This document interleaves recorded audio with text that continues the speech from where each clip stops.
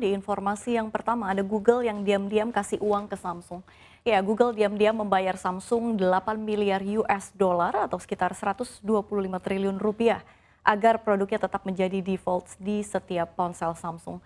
Uang yang dibayarkan menjadi salah satu upaya dari Google untuk terus mendominasi dunia internet. Adapun produk yang dimaksud antara lain Google Search, Google Assistant, dan juga Play Store. Informasi ini diketahui saat sidang antara Google dengan Epic. Pengacara Epic menanyakan soal kesepakatan antara Google dengan Samsung kepada James Kolotorus selaku Wakil Presiden Partnership Google. Dikutip dari Android Authority, Kolotorus juga menjelaskan setengah sehingga lebih pendapatan Play Store berasal dari ponsel dan perangkat lain Samsung. Kesepakatan yang dilakukan Google telah terjadi sejak lama, namun praktik ini disebut tengah diawasi dalam gugatan anti monopoli terpisah.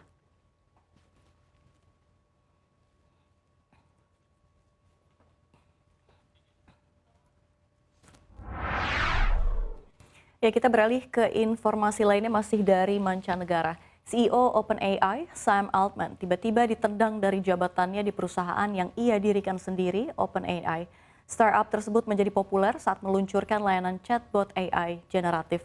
ChatGPT pasca dipecat. Altman dikabarkan sedang menyusun rencana balas dendam untuk kembali ke industri dengan meluncurkan perusahaan AI baru.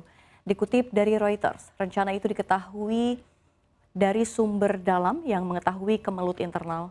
Sehari setelah Dewan Direksi memecatnya, Altman langsung berdiskusi dengan beberapa peneliti inti di OpenAI dan pihak lain yang setia kepada Altman sebagai langkah awal untuk bisa memulai perusahaan AI baru. Investor di OpenAI termasuk pendukung terbesarnya Microsoft sedang mendiskusikan pengendalian dampak domino pada perusahaan termasuk kemungkinan mendorong Dewan Direksi untuk mengembalikan Altman sebagai CEO karena khawatir akan eksodus massal talenta tanpa sosoknya.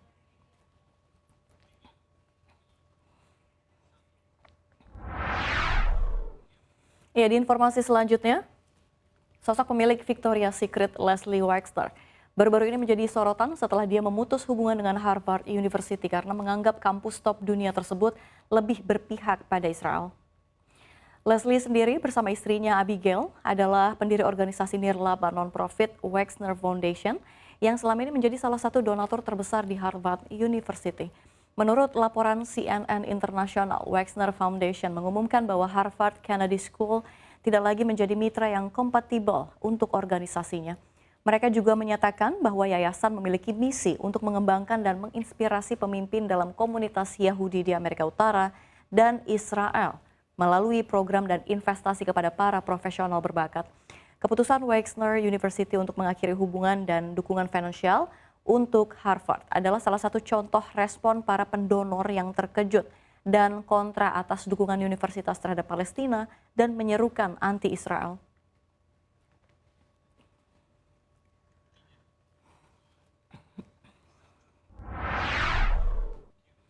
Ya, di informasi yang terakhir, serangan Israel ke wilayah Gaza Palestina terus berlangsung.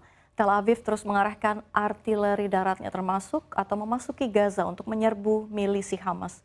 Perdana Menteri Israel Benjamin Netanyahu sendiri berjanji serangan ke Gaza juga dilakukan untuk membebaskan para warga yang diculik dan disandra. Namun beberapa laporan menyebutkan sejumlah sandera yang tewas karena serangan artileri Israel sendiri memicu kemarahan keluarga korban. Sebuah jejak pendapat pada tanggal 14 November menunjukkan popularitas Netanyahu di kalangan Yahudi Israel sekitar 4% dan baik lawan-lawannya maupun sekutu tradisionalnya menyerukan agar ia mengundurkan diri setelah perang saat ini berakhir. Netanyahu juga mendapatkan perlawanan dari internal partainya yaitu Likud.